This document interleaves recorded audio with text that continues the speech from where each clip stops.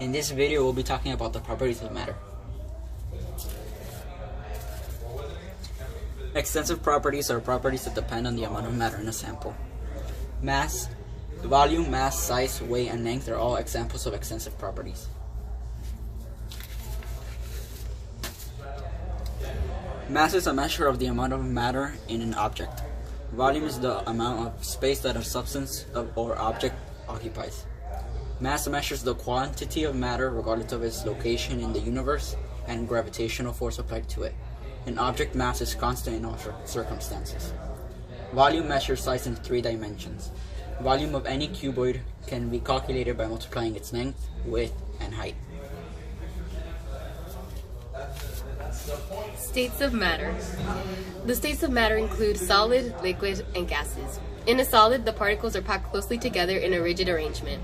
In a liquid, the particles are close together, but they're free to flow past one another. In a gas, the particles are relatively far apart and can move freely. Unlike a gas, vapor is generally a liquid or gas at room temperature. Examples of these include ice, water, and steam from a teapot. Intensive property.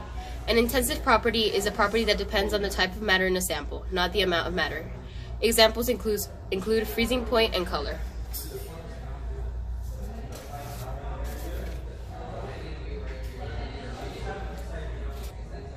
During a physical change, some properties of a material change, but the composition of the material does not change. For example, the log is cut in half. Its size changes, but its composition doesn't.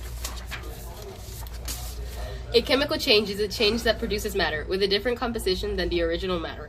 Once the 2 logs are set on fire, the composition changes as it turns into ashes.